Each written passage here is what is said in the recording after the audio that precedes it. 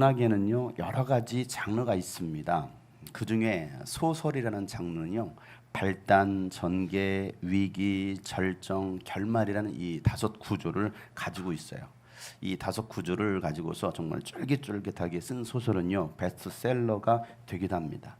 물론 이 소설이라는 것은 작가가 지어낸 픽션이지만 이 픽션이 아닌 사실을 기록하고 있는 성경의 예수님 이야기도 이 소설과 같은 구조로 전개가 됩니다. 성경을 보면 자, 발단은 예수님의 탄생 이야기입니다. 전개는 예수님께서 갈릴리와 여러 도시를 다니시면서 복음을 전하고 이적을 행하시는 이야기입니다. 자, 위기는 예수님께서 전하신 이 복음을 듣고 예수님을 따르는 수많은 사람들이 생기자 그 위기의식을 느꼈던 바리새인과 율법학자들이 예수님을 죽이려는 그런 모의를 하기 시작합니다.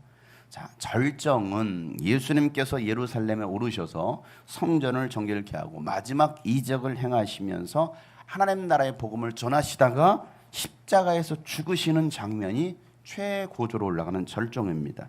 자, 결말은 죽음으로 끝나지 않고 부활하시고 다시 오시겠다라고 약속하시면서 하늘로 승천하신 거예요.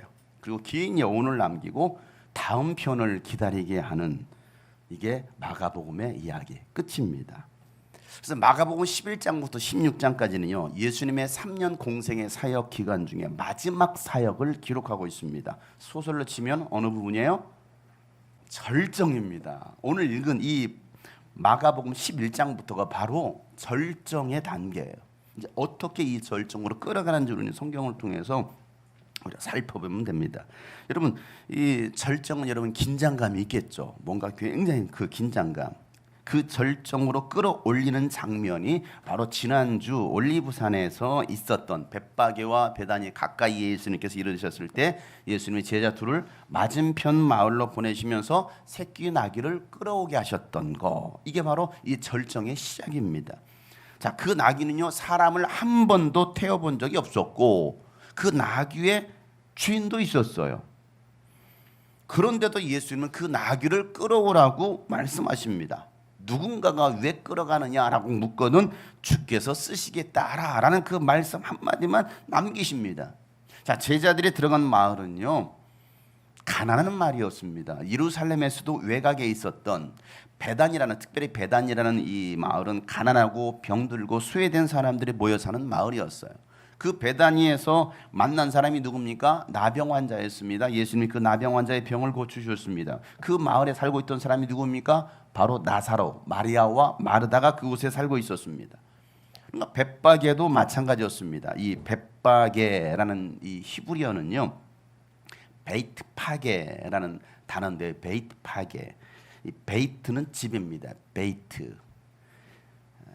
파게는 뭐냐면 무화과인데 처음 나온 맛이 덜 든 무화과 나무, 그 무화과 열매를 파게라고 합니다. 그러니까 이게 베이트파게라는, 벳바게라는 것은 처음 나온 맛이 덜 든 무화과의 집, 이게 바로 베이트파게입니다. 벳바게. 자, 예수님은요 그런 마을에 있었던 어느 마을인지는 정확히 알 수 없지만 왜 맞은편이라고 했으니까 이게 베다니인지 벳바게는 아니에요. 벳바게에 들어가셨다가 맞은편으로 가라고 하셨기 때문에 어찌됐건 그런 마을, 예수님은 그런 마을에 있는 뭘 끌고 오라는 거예요? 새끼 나귀를 끌고 오라는 것입니다.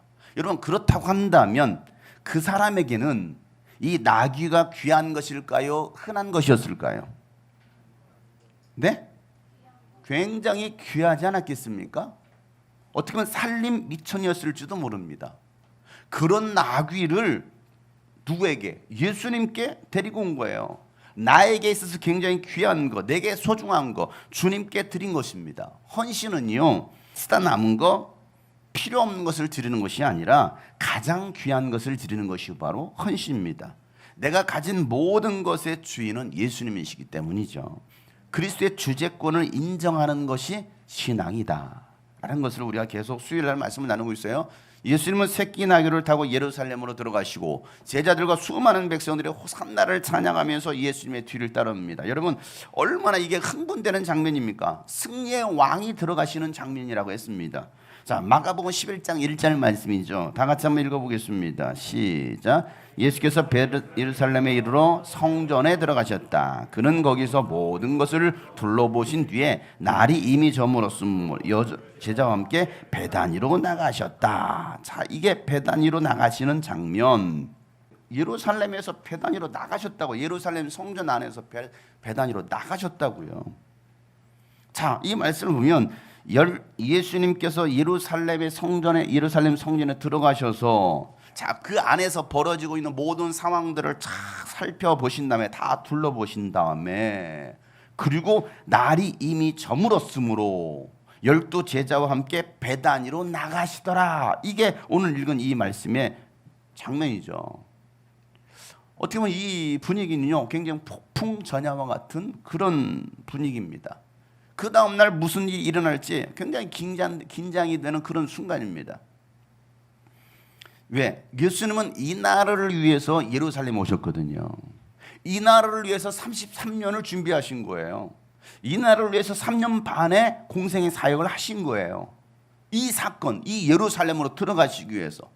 그러니까 여러분 그 밤에 들어가셔서 그 예루살렘에 들어가셔서 모든 것들을 다 두루 살펴보신 다음에 날이 이미 저물었으므로 그리고 베다니로 나가시는 거예요. 여러분들이 예수님이라 생각하고 여러분 이 말씀 한번 자세히 생각해 보세요. 자세히 보세요. 자, 그리고 그 다음 날이 되었습니다. 드디어 그 다음 날이 되었어요. 예수님은 제자들과 함께 베다니를 떠나려고 하는데 배가 고프셨어요. 여러분 왜 배가 고프셨을까요? 아침 식사를 안 하셔서? 이 동네가 배가 고픈 동네입니다. 늘 배가 등에 닿습니다. 배다니? 그러니 이런 배가 안 고프시겠습니까? 배다니? 배고픈 마을, 가난한 사람들이 살고 있는 마을. 웃자고 한 거예요. 슬퍼하지 마시고. 인정? 인정. 예수님은 멀리서 보시니까 잎이 무성한 무화과 나무가 딱 있는 거예요. 무화과 나무가 있는 거예요. 그 잎이 무성한 무화과 나무를 보시고 그쪽으로 걸어가십니다. 왜? 혹시 그 나무에 열매가 있을까 해서 가까이 가서 보시는 거예요. 그런데 잎사귀만 있지 뭐가 없더라? 열매가 없더라. 자, 오늘 13절 말씀이죠. 다 같이 읽어보겠어요? 시작. 멀리서 잎이 무성한 무화과 나무를 보시고 혹시 그 나무에 열매가 있을까 하여 무화과의 철이 아니었기 때문이다. 여러분 왜 열매가 없었어요? 네, 무화과의 철이 아니었다라는 것입니다. 이스라엘은요 무화과가 6월절이 있는 4월부터 시작해서 장막절이 있는 10월까지 5번 열립니다. 6월절에 열린 무화과를 파게라고 합니다. 처음 열린 열매를 파게라고 해요. 이 첫 열매가 첫 열매다 보니까 크기도 작고 당도도 떨어져요. 그러니까 거의 먹을 수 없는 무화과 열매입니다. 그래서 가난한 사람들이 따먹기도 합니다. 버려지는 거예요. 따내는 거예요. 따내는 거. 자, 이 파게 무화과를 따줘야 5월부터 상품 가치가 있는 좋은 무화과를 딸 수가 있는 거예요. 자, 이 5월부터 따는 무화과를 테에나라고 합니다. 테에나. 그렇게 10월까지 무화과 열매를 추수하는 거예요. 아까 잠깐 사진이 나갔는데 아래쪽에는 빨간 게 완전히 익어서 쫙 핀 거예요. 쫙 핀 거. 꽃이 아니에요. 완전히 익어서 터진 거예요. 저 무화과는 얼마나 맛있는지 몰라요. 그런데 처음 열렸던 이 파게라는 것은 조그마한 열매입니다. 이건 먹을 수도 없죠. 그래서 이것들을 다 따내줍니다. 따줘야 그 다음에 맺히는 무화과가 아주 큰 맛있는 열매가 맺히는 거죠. 자, 예수님이 이 마태복음 24장에 무화과 나무의 교훈을 배우라라고 말씀하시면서 종말의 때에 대해서 말씀하십니다. 종말의 때. 자, 마태복음 24장인데요. 32절 말씀 한번 읽어보도록 하겠습니다. 시작. 무화과 나무에서 교훈을 배워라. 가지가 연하여지고 잎이 돋으면 너희는 여름이 가까이 온 줄을 알라. 보세요. 가지가 연하여지고 이제 새싹이 돋았다는 것입니다. 잎이 돋으면 너희는 여름이 가까이 온 줄 알라. 그러니까 무화과 나무를 보면 지금이 어느 계절인지를 알 수 있다는 거예요. 자, 무화과 나무 잎이 다 떨어져서 어느 계절이에요? 이제 겨울이죠. 가을이 지나고 겨울이 왔다는 것입니다. 겨울이 지나고 나서 이제 12월, 1월, 2월까지 겨울이 지나고 나서 봄이 되면 잎이 피안해지고 거기서 싹이 나오는 것이죠. 자, 그러면 뭐가 왔다라는 거예요? 봄이 왔다라는 것입니다. 그러면서 파괴를 다 따줍니다. 그리고 다시 새로운 열매가 열렸어요. 그럼 무슨 계절이 왔어요? 여름이 온 줄 알라라고 예수님 말씀하시는 거예요. 이스라엘의 절기는요. 이스라엘의 절기의 새해는 우리는 1월 1일이지만 이스라엘의 새해 절기는 1월이 아닙니다. 10월입니다. 장막절이 바로 새해입니다. 그러니 새해인 이 장막절을 시작으로 다시 말해서 어느 계절? 가을이 시작인 거예요. 우리는 봄, 여름, 가을, 겨울이잖아요. 이스라엘은 가을, 겨울, 봄, 여름이에요. 우리하고는 달라요. 우리는 봄으로 시작해서 겨울로 끝납니다. 그리고 봄이 왔네? 이럽니다. 아닙니다. 이스라엘은요, 가을을 시작으로 해서 여름이 끝인 거예요. 자, 그래서 가을, 겨울, 봄이 지나면 마지막 여름이 온다. 그런 이 여름이 온 것을 무엇을 통해서 알 수 있다? 무화과 나무를 보면 알 수 있다라고 오늘 예수님께서 말씀하시는 거예요. 그래서 이 여름은 종말을 뜻하는 겁니다. 그래서 예수님은요, 가지가 연하여지고 잎이 돋으면 여름이 가까이 온 것을 아는 것처럼 지금 이 시대가 어느 시대인지를 너희들은 분별해야 된다라고 말씀하시는 거예요. 24장 33절 말씀해 보면 마태복음에 이와 같이 말씀하십니다. 다 같이 한번 읽어보겠습니다. 시작. 이와 같이 너희도 이 모든 것을 보거든 인자가 문 앞에 가까이 온 줄을 알아라. 이와 같이 모든 일들이 일어나거든 인자 대신 예수님께서 문 앞에 가까이 온 것을 알라라는 것입니다.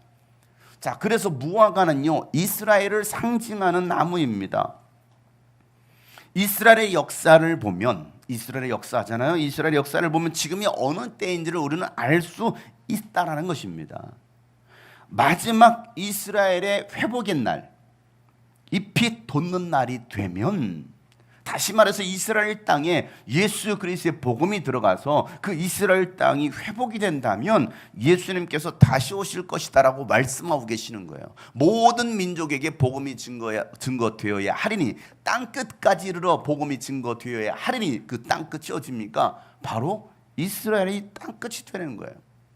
왜? 이스라엘로부터 시작해서 이 복음이라는 것은 이스라엘로부터 시작해서 예루살렘, 유다와 사마리아와 땅 끝까지 이르러서 어디로 다시 복음이 들어옵니까? 이스라엘로 들어오는 것이거든요.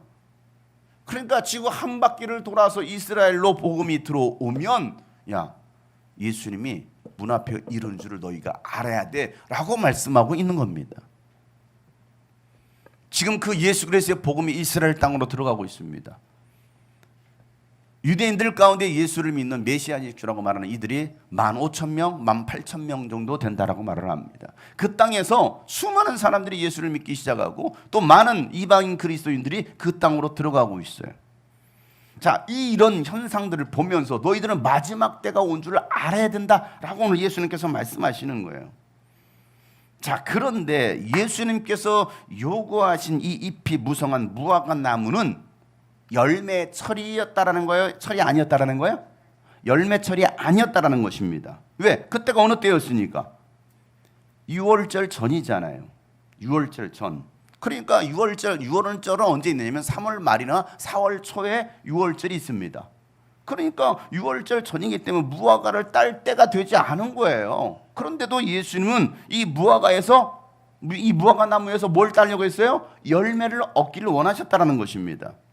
자, 그러자 어떻게 보면 말이 안 되는 상황입니다. 지금 때가 아니에요. 철이 아니에요. 무화과 열매를 낼 때가 아닙니다. 그럼에도 불구하고 예수님은 야, 열매를 내어놓아라. 열매를 찾으려고 했지만 없었습니다. 그러자 예수님께서 신기한 말을 하시죠. 어떻게 보면 말이 안 되는 상황인데 예수님은 그 무화과 나무에서 열매를 얻지 못하자 어떻게 합니까? 그 나무를 저주하십니다. 저주하시는 거예요. 뭐가 되지 않았는데? 때가 되지 않았는데 없다라는 이유로 저주하셔요. 이거 말이 됩니까, 여러분? 상식적으로 말이 안 되는 사건 아니에요? 사과나무는 3월 달에 4월 달에 꽃이 피고 빠른 뭐 요즘 아오리 사과를 여러분 많이 드시죠. 아오리 사과 뭐 저희 집에 과수를 했으니까 알죠. 아오리 사과 여러분들이 요즘 뭐 시장에 사 먹는 이 파란 녹색의 아오리를 사 먹는데 그것은 익은 사과가 아니거든요. 풋사과거든요. 진짜 아오리 사과는요 빨갛게 익습니다. 그 진짜 익은 걸 먹으면 정말 달아요. 정말 맛있어요. 여러분들이 먹는 건 다 풋사과예요. 안 익은 사과를 먹는 거예요. 그것도 맛있다고 드시더라고. 저도 안 먹어요. 왜? 그 맛이 없거든요. 풋내가 나거든요. 진짜 아오리는요 정말 달아요. 정말 달아. 이게 언제 열리느냐? 8월 달에 열립니다. 아오리가 진짜 익은 것은. 자, 그리고 나서 9월 넘어서 10월쯤 돼야 이제 우리가 보통 먹는 부사나 이런 사과들이 나오기 시작합니다. 자, 그런데 언제 지금 예수님께서 사과나무 앞에 가셔가지고 사과를 달라고 하느냐? 5월 달에 가가지고 사과를 달라는 거예요. 내놓을 수 있어요? 그때 뭐 열렸어요. 요만한 거 먹을 수도 없는 그런 열매가 맺혔을지는 모르겠어요. 그런데도 열매를 내놓지 않았다라는 이유로 예수님 뭐라고 말씀하시는 거예요? 그 사과나무를 저주하시는 거예요. 자, 그 옆에서 지켜봤던 제자들, 예수님 좀 맛이 간 거 아니야? 너무 억지스러운 거 아니야? 왜 말도 안 되는 것을 요구하시고 요구한 거에서 되지 않았다고 예수님 저주하셔? 어떻게 저러시지? 라고 여러분 생각이 들겠어요? 안 들겠어요? 당연히 들죠. 자, 14절 말씀이죠. 다 같이 한번 읽어보겠습니다. 다 같이 시작. 예수께서 그 나무에게 말씀하셨다. 이제부터 영원히 내게서 열매를 따먹을 사람이 없을 것이다. 제자들이 예수께서 말씀하시는 것을 들었다. 제자는 그 말씀을 들은 거예요. 황당하네. 예수님 왜 저렇게 저 나무를 저주하시지? 너무하시는 거 아니야? 라고는 충분히 생각할 수 있잖아요. 너무하시는 거 아니야? 때가 되지 않아서 열매를 줄 수 없었던 것인데 왜 예수님은 여러분 이 나무를 저주하실까요? 그러면 왜 저주하십니까? 이 사건이 왜 여기에 있을까요? 자, 이 말씀 전에 있었던 사건이 뭐였어요? 나귀를 타신 사건이었습니다. 자, 그 나귀도 마찬가지죠. 때가 되지 않았지만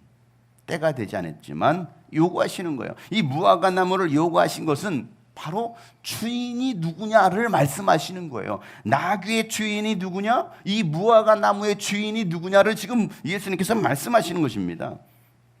여러분, 무화과 나무를 창조하신 창조주가 원한다면 때가 되지 않았다 할지라도 내어드릴 수 있어야 된다는 것이 오늘 이 말씀의 내용인 것이죠. 때가 되지 않았다라는 핑계를 댈 수 없다라는 거예요. 창조주가 원하시면 주인이 달라고 하면 그걸 만들어 내라는 것입니다. 무화과는 이스라엘을 상징한다라고 했습니다. 열매를 내어 놓아야 할 이스라엘이 예수 그리스도를 받아들이지 않고 핑계만 대고 있습니다. 겉으로는 굉장히 화려하게 성전도 꾸미고 절기도 지키면서 제사를 드리고 있지만 하나님께서 기뻐하시는 행위가 아니라는 거예요. 오죽했으면 예수님께서 그 예루살렘을 바라보시면서 눈물을 흘리시겠습니까? 그 화려한 그 예루살렘 성을 바라보면서 금으로 치장된 그 예루살렘 성전을 바라보시면서 예수님 왜 눈물을 흘리셨을까요? 하나님께서 기뻐하시는 일들이 아니라는 것입니다. 수많은 짐승들이 그 죽임을 당하고 그 양과 염소들이 막 하면서 죽임을 당하고 피가 잘잘잘 흘러내리는 그 예루살렘 성전을 바라보면서 기뻐하시는 게 아니라 예수는 오히려 슬퍼하시는 거예요. 왜 그렇습니까? 그들이 했던 이 모든 것들은 하나님께서 기뻐하시는 행위가 아니라는 것입니다. 하나님에 대한 열심은 있었지만 이 모든 것들은 보여주기 위한 의식이었던 거예요.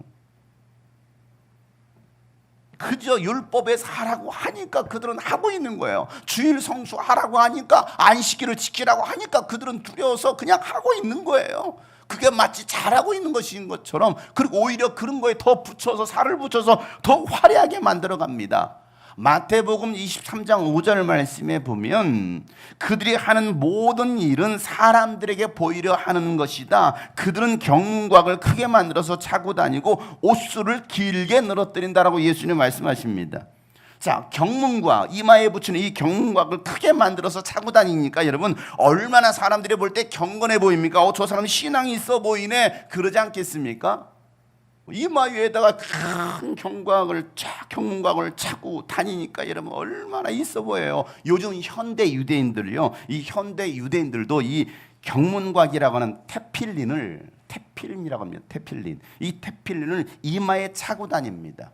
이마에 차고 다니는 이 네모난 이 경곽 테필린요, 싼 것은 한 20만 원부터 시작해서요, 비싼 것은 200만 원까지 합니다.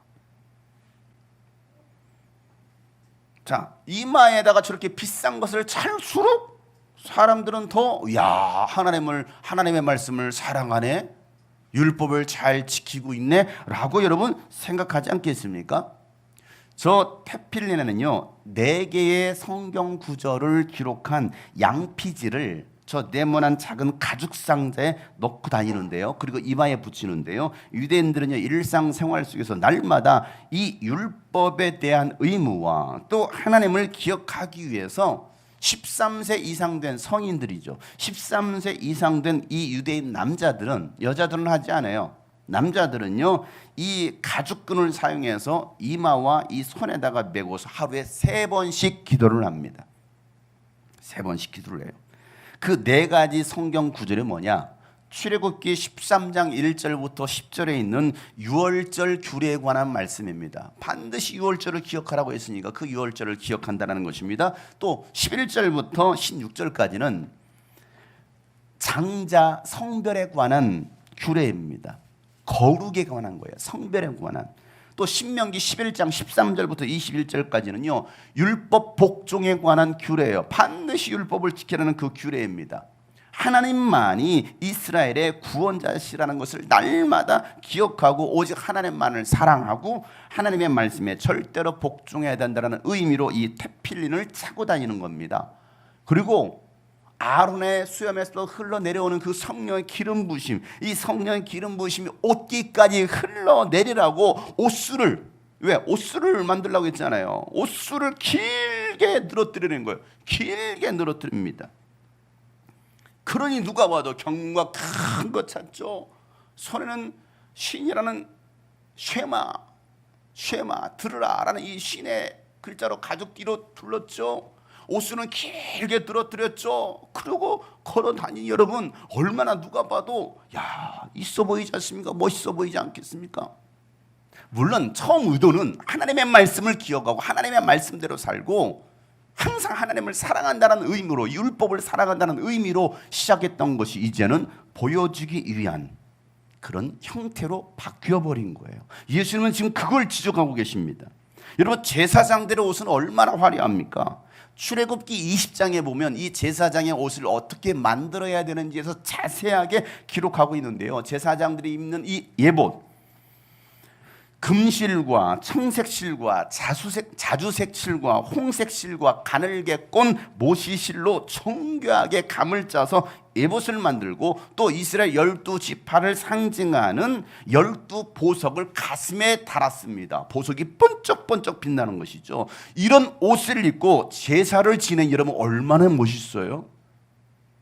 멋있잖아요. 제가 목사 가운을 입지 않고 지금 설교를 하고 있습니다. 목사 가운도요 그냥 밋밋한, 제가 가지고 있는 건 정말 까만 밋밋한 아무것도 없는 화려하지 않은 그런 목사 가운이 있는가 하면 이게 빨간색, 흰색, 노란색 쫙쫙쫙 하고서 쫙 목사 가운도 얼마나 멋있는지 몰라요. 대학교 졸업하면 학사 가운을 입습니다. 그냥 까만색 장례식 복장 까만 거 있습니다. 석사는요 띠가 둘러집니다. 박사는요 2개, 3개가 더 완장까지 착착 차집니다. 멋있어져요. 박사 가운을 입으면요 멋있어져요.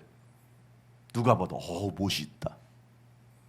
그러더래요. 왜 목사님은 가운 입고 설교 안 하시나요?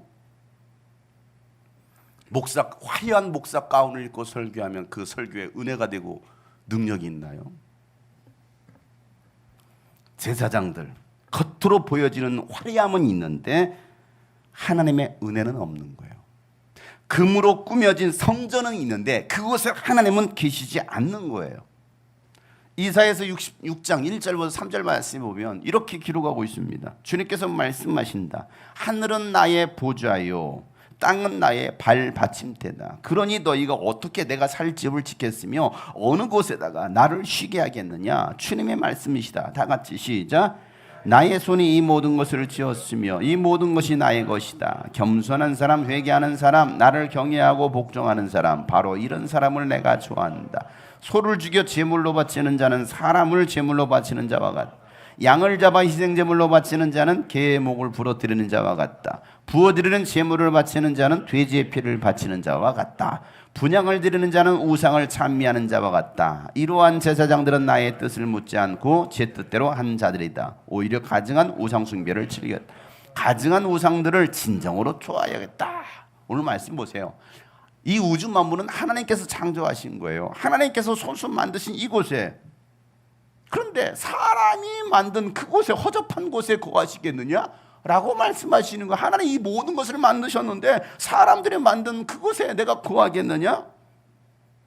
그런데도 사람들은 어떻게 합니까? 하나님을 그 성전에 가둬두려고 하는 거예요. 화려하게 치장한 그 금으로 치장한 성전에 하나님을 가둬두려고 합니다. 오늘날도 마찬가지죠. 엄청난 돈을 들여서 성전이라는 이름으로 교회를 건축하고 있어요. 예배당을 건축하고 있습니다. 그러나 여러분, 하나님은요 그곳에 계시지 않습니다.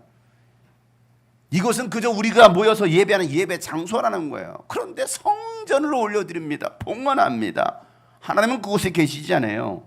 제사장들이라고 하지만 그들은 하나님의 뜻을 묻지도 않고 자기 뜻대로 했습니다. 희생제물을 바치고 분향을 드리면서 또 부어드리는 제사를 드렸지만 이것은 우상 숭배하는 것과 같다라고 오늘 하나님께서 말씀하신 주님의 말씀이다, 하나님의 말씀이다라고 말하고 있는 거예요. 내가 말하는데 너희들 우상 숭배하고 있는 거야 라고 말하고 있어요. 그러면 도대체 하나님 기뻐하시는 사람이 어떤 사람입니까? 겸손한 사람, 회개하는 사람, 하나님을 경외하고 복종하는 사람이다 라고 말씀하시는 거예요. 내가 이들을 기뻐한다, 내가 이들을 좋아한다. 하나님은 오늘도 이런 사람을 찾고 계시는 걸 믿으시길 바랍니다. 그런데 입만 무성한 이 무화과 나무인 이스라엘은 여전히 아직 때가 되지 않았다라고 핑계만 대고 있는 것입니다. 예수 그리스도를 받아들이지 않는 거예요. 그런 이스라엘을 예수님은 심판하시겠다라고 말씀하시는 게 오늘 말씀이에요. 너희들은 절대 열매를 따먹을 수 없어 라고 말씀하십니다. 여러분, 우리가 예수를 믿고 구원받아 신앙생활하고 있습니다. 우리가 신앙생활하는 목적이 무엇입니까?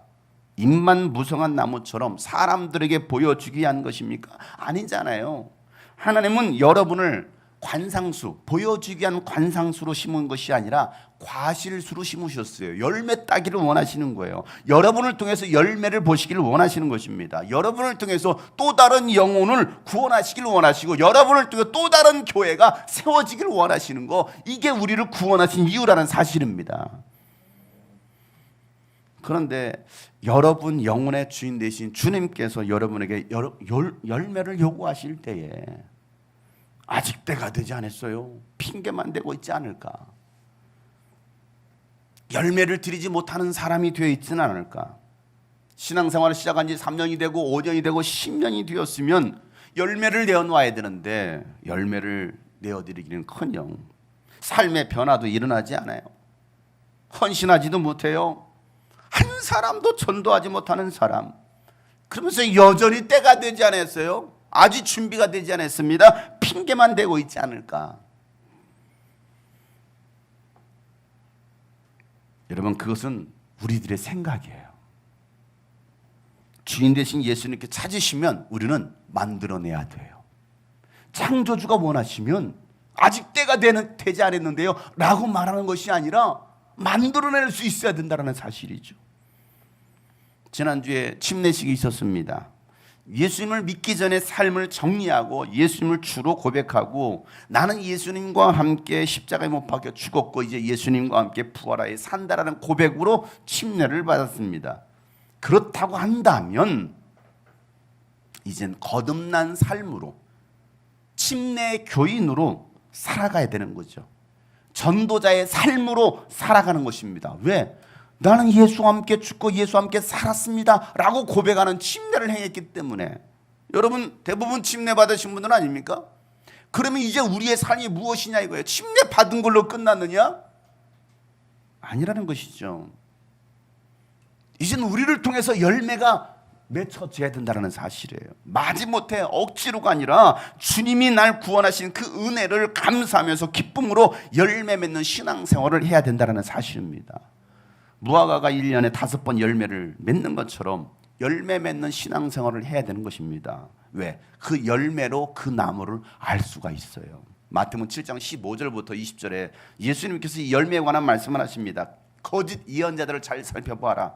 그들은 양의 탈을 쓰고 너희에게 오지만 그 속은 굶주린 이리떼들이라는 것입니다.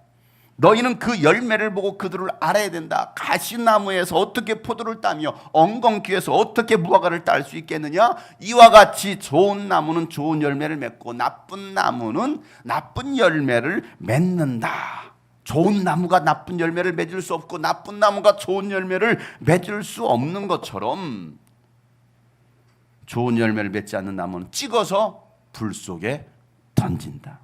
그러므로 너희는 그 열매를 보고 그 사람을 알아야 한다라고 말씀하고 있는 거예요. 교회 수년 다녔다고 목사라고 선교사고 장로고 집사고 뭐라고 해서 저 사람이 예수 믿는 사람이야 신앙이 있어가 아니라 거짓 예언자들을 잘 살펴보라는 거예요. 가짜 목사가 있고 가짜 집사가 있고 가짜 교사가 있고 가짜 선교사가 있고 사기꾼이 있다라는 거예요. 가짜 예언자가 있다라는 것입니다. 양의 탈을 쓴 이리들이 있다라는 거예요. 뭘 보고 알아요? 열매를 보고 한다. 오늘 우리의 신앙은 열매로 보이는 거예요. 나는 어떤 열매를 맺고 있나? 우리 교회는 과연 어떤 열매를 맺고 있나?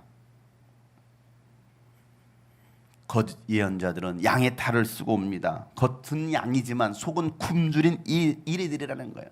겉은 무성한 잎이 가득한데 열매를 내어놓을 수 없는 나무인 것이에요.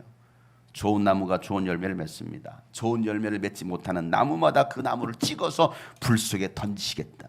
지옥에 던지시겠다라고 오늘 예수님 말씀하셔요. 모두가 구원받아? 아니죠. 요한복음 15장 2절 말씀이에요. 15장 2절 다 같이 한번 읽겠습니다. 시작. 내게 붙어 있으면서도 열매를 맺지 못하는 가지는 아버지께서 다 잘라버리시고 열매를 맺는 가지는 더 많은 열매를 맺게 하시려고 손질하신다. 내게 붙어 있으면서도 예수를 믿는다고 교회를 다니면서도 이기죠. 열매를 맺지 못하는 가지는 성도들은 하나님 아버지께서 잘라버리시겠다. 잘라버리시겠대요. 그리고 열매를 맺는 가지, 열매를 맺는 성도는 더 많은 열매를 맺게 하시려고 손질하신다는 겁니다. 손질, 가지치게 하신다는 거예요. 솎아준다는 것입니다. 왜? 더 좋은 열매를 맺기 하기 위해서 다듬어서 사용하신다는 거예요. 우리가 잘려지는 사람이 될 것이냐, 아니면 솎아져서 잘 관리할 수 있는 관리 대상의 가지가 될 것이냐. 2달 전에 제가 이 1층 화단에 수박씨를 심었습니다.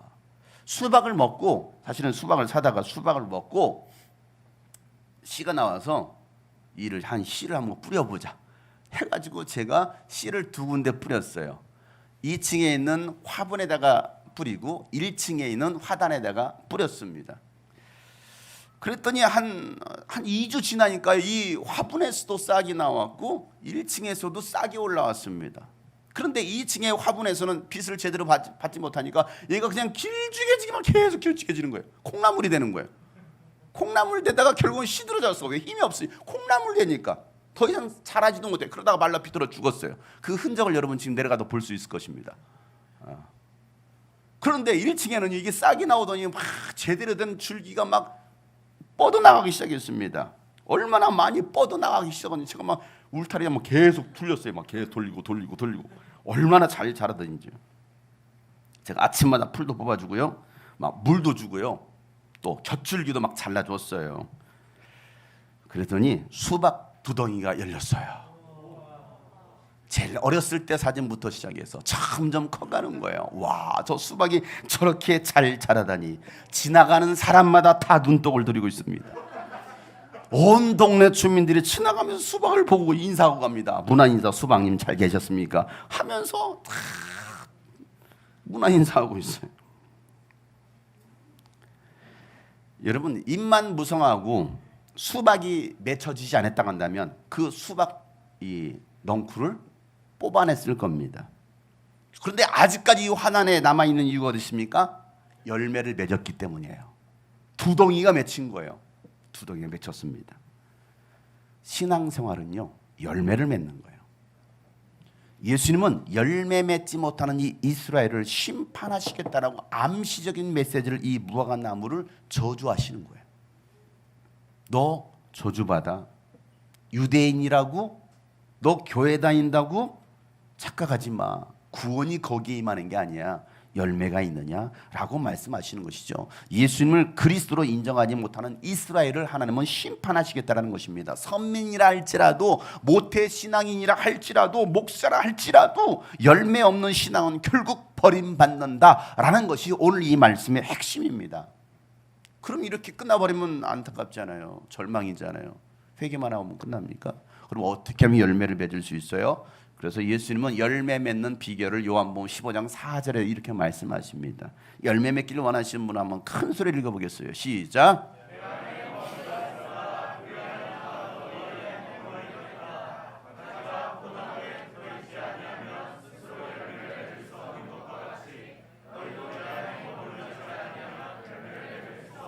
자, 어떻게 하면 열매를 맺을 수 있어요? 예수님 안에 머물러 있으라는 것입니다. 예수님이라는 이 포도나무에 가지가 붙어 있어야 되는 것입니다. 어떻게 해요? 말씀 안에 거하고 그 말씀에 순종하는 삶이 있다면 열매를 맺을 수 있다는 거예요. 그러나 그렇게 하지 않으면 절대 열매를 맺을 수 없다. 캠프를 통해서 은혜를 받았어요. 침례로 신앙을 고백했다고 한다면 이제는 예수님 안에 머물러 있어야 된다는 거예요. 예수님 안에 머문다는 것이 무엇입니까? 예수님의 계명을 지키는 거예요. 그래서 10절에 계속해서 말씀하시죠. 다 같이 시작. 너희가 내 계명을 지키면 내 사랑 안에 머물러 있을 것이다. 그것은 마치 내가 내 아버지의 계명을 지켜서 그 사랑 안에 머물러 있는 것과 같아. 말씀 안에 거하며 말씀을 지키는 삶이 아니라면 우리는 결코 열매를 맺을 수 없다는 것입니다. 말씀만이 우리를 믿음에서 흔들리지 않게 합니다. 말씀만이 세상을 살아갈 수 있는 용기와 희망을 갖게 합니다. 말씀만이 능력이 됩니다. 우리가 말씀과 기도에 전념할 때 악한 세상에서 우리는 능히 승리할 수 있다는 사실입니다. 그래서 요한일서 5장 4절부터 5절 말씀에 이렇게 말하죠. 요한이 다 같이 한번 읽어보시면 시작. 하나님께서 세상을 이기기 때문입니다. 세상을 이긴 승리는 이것이니 곧 우리의 믿음입니다. 세상을 이기는 사람은 누구입니까? 예수가 하나님의 아들이심을 믿는 사람이 아니고 누구겠습니까? 하나님에게서 난 사람은 마치 이와 같다라고 말씀하시면서 예수가 하나님의 아들이심을 믿는 믿음을 가진 자가 바로 세상을 이길 수 있다라고 말씀하고 있습니다. 새끼 나귀를 드린 사건과 이 무화과나무 열매 사건을 통해서 우리에게 당신에게 있어서 예수님은 누구십니까? 라고 물으시는 거예요. 당신에게 있어서 예수님은 누구십니까? 예수님이 하나님의 아들이시고 생명의 주인 그리스도이십니다라고 고백하는 사람들만이 내어드릴 수 있다는 거예요. 뭘? 새끼 나귀를, 무화과를. 때가 되지 않았어도, 한 번도 사람을 태워보지 않았어도 내어드릴 수 있는 사람, 아직 때가 되지 않았어도 드릴 수 있는 사람들, 그들이 바로 열매 있는 신앙, 그들이 바로 진짜 크리스찬이다 라고 오늘 예수 말씀하십니다. 사랑하는 여러분, 오늘도 주님은 우리에게 너에게 열매가 있느냐? 나에게 열매를 내어놓을 수 있느냐? 나에게 열매를 내어놓아라 라고 말씀하십니다. 아직 때가 되지 않은데요? 핑계 대시겠어요? 아니면 기꺼이 내가 열매를 내어드리겠습니다 라고 말씀하시겠습니까? 여러분, 이제 때가 얼마 남지 않았습니다. 무화과 잎이 무성한 것을 보면 여름이 가까이 온 줄로 알라라는 이 예수님 말씀처럼 이제는 이 마지막 추수의 때를 우리는 살아가고 있습니다. 그 일을 위해서 마지막 때 저와 여러분을 부르시고 구원해 주셨어요. 이곳에 주님이 꿈꾸신 교회를 세워주신 것입니다. 아무리 세상이 변질하고 타락하고 악하고 어둡고 끝이 보이지 않아도 하나님의 선하신 능력을 의지하면서 주님께서 이루실 새 일을 기대하며 믿음으로 살아갈 수 있는 저와 여러분 되시기를 예수 이름으로 축복합니다. 그렇게 믿음으로 살아가는 여러분에게 많은 열매를 맺게 해주시겠다라고 오늘 예수님께서 약속하시는 거예요. 더 이상 핑계와 게으름으로 여름을 맞이하는 자들이 아니라, 종말을 맞이하는 자들이 아니라 예수님께서 열매를 요구하실 때에 기꺼이 내어드릴 수 있는 저와 여러분 되시기를 예수 이름으로 축복합니다. 오늘 이 말씀을 통해서 다시 한번 우리가 주의 음성을 듣고, 하나님, 내가 열매를 내어놓는 자가 되길 원합니다. 2021년은 벌써 이제 하반기, 이제 여름도 다 지났어요. 입추되었어요. 가을이요, 가을. 2021년 시작한 지 엊그제 같은데 벌써 여러분 지금 8개월이 흘러가고 있어요. 3분의 2가 흘러가고 있습니다. 또 이렇게 어정쩡하게 시간 흘려보내고 가겠느냐 이거예요. 아니면 정말 열매를 맺기 위해서 예수님 안에 구하겠느냐. 오늘 우리가 요구하시는 것은 열매입니다. 열매. 우리 교회, 주님이 꿈꾸신 교회 원하시는 거 열매입니다. 그래서 우리 모든 성도들이 정말 열매 맺는 일에 힘을 낼 수 있도록. 그래서 여러분 1층 오늘 내려가실 때 다 성지순례 하세요. 수박을 보세요. 2층에 한번 메말라 죽은 그것을 보시고요. 아, 나도 이와 같이 될 수도 있겠구나. 1층에 내려가셔서 나는 풍성한 열매를 맺어야 될 텐데. 수박이 2덩이 열렸는데 하나는 예쁘게 잘 자라고 있고요. 하나는 꼽주같이 생겼어요. 이렇게 뭐 표주박 같이 생겼어요. 수박이네 똑같은. 근데 이것도 잘 자라지도 않아. 크지도 않아. 왜? 뒤늦게 폈거든요. 우리는 정말 좋은 열매를 내올 수 있는 사람. 그래서 오늘도 이 말씀을 통해서 다시 우리 스스로가 내 영혼을 채찍질하시면서 때로는 격려하시면서 열매 맺으리라. 열매 맺으리라. 자, 우리 여러분의 영혼 가슴을 내 영혼아 열매 맺는 신앙생활하자. 내 영혼아 열매를 맺자. 우리 옆에 계신 분 열매를 내어드립시다. 우리 열매 맺는 우리 모든 성도들 되시기를 주 여러분 축복합니다. 그 주님의 선한 능력 여러분을 감사하십니다. 우리 다 같이 고백합시다.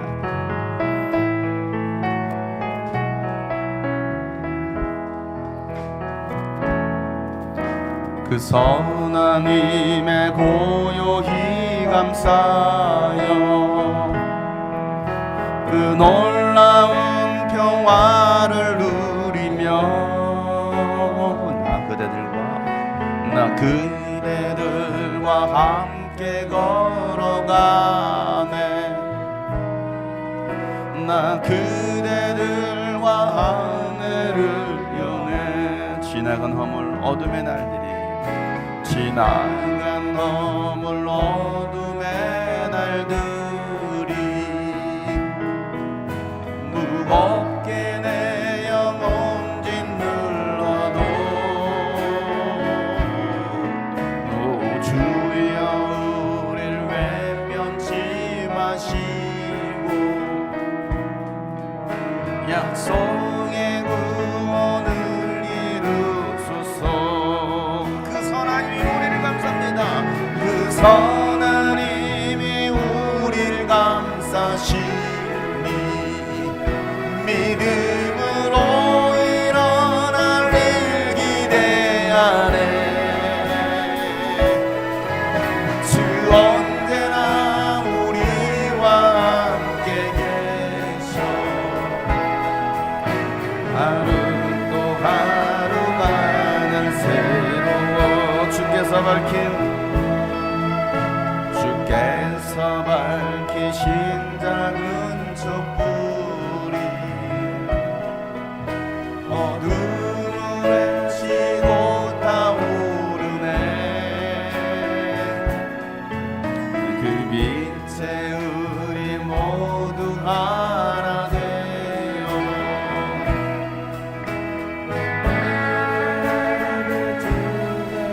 이 고요함이 깊이 번져갈 때에 고요함이 깊이 번져갈 우리 모두 가슴 벅찬 노래 찬양을 올려드립시다.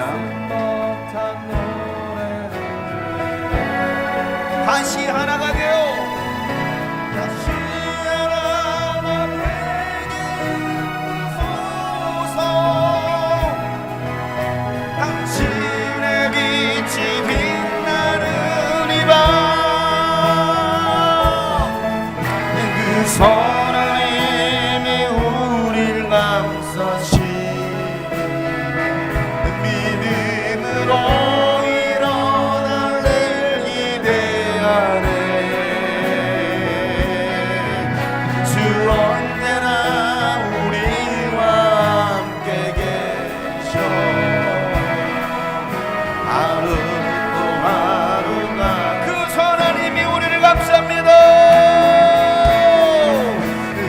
하나님이 우리를 감싸시고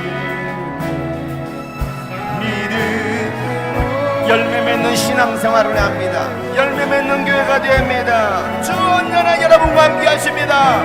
주 언제나 우리와 하나님 열매 맺는 신앙 주님께 열매를 내드리길 원합니다.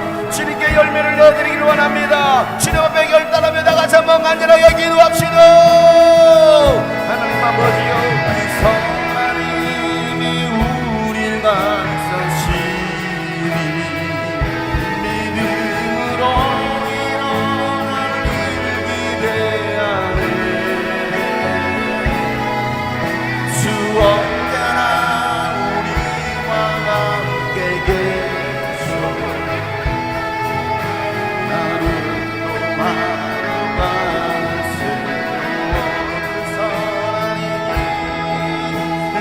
하나님이 우리를 감싸시니 믿음으로 일어날 일 기대하네. 주 언제나 우리와 함께 계셔 하루 또 하루가 그 선하님이 우리를 감쌉니다. 그 주님을 그 선하님의 우리를 감싸시니 믿음으로 일어날 일 기대하네.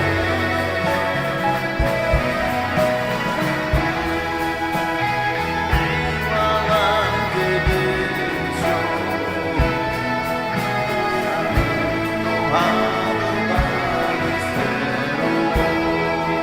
하루 또 하루가 새로워 하루 또 하루가 늘 새로워. 하나님 아버지 그 주님의 능력 안에 거함으로 열매 맺는 신앙생활 우리 모든 성도들 되게 하여 주시옵소서. 우리 주님이 꿈꾸신 교회 13년 동안 하나님 이 땅에 세우셨는데 하나님 우리가 어떠한 열매를 내어드는지 다시 한번 생각해보며 많은 열매를 좋은 열매를 내어드리지 못했음을 또 열매 맺기를 소망하고 있는 이들 주님 기억하여 주시고 우리 교회가 더 좋은 열매로 더 많은 열매로 되어드릴 수 있는 우리 교회가 되게 하여 주시옵소서. 우리 성도들의 삶도 하나님 이제는 변화될므로 하나님 열매 있는 신앙생활함으로 정말 주님이 좋아하시는 주님이 기뻐하시는 귀한 하나님의 자녀들 되도록 축복하여 주시옵소서. 그리스도의 주재권을 인정하며 그리스도의 주대심을 인정하며 나아가는 우리 모든 성도들 되게 도와주시고 내 것이 아니라 모든 것은 주님의 것이 주님이 달라 하실 때 기꺼이 내어드릴 수 있는 우리 모든 성도들 되게 하여 주시옵소서. 이제는 우리 구주 예수 그리스도의 은혜와 하나님 아버지의 놀랍고도 지극하신 사랑과 성령님의 감화와 감동교통 충만하심이 오늘 말씀처럼 열매 맺는 신앙 되기로 결단한 모든 하나님의 사람들 머리 위에 이제로부터 영원토록 함께 하시기를 간절히 축복하며 기도하옵나이다.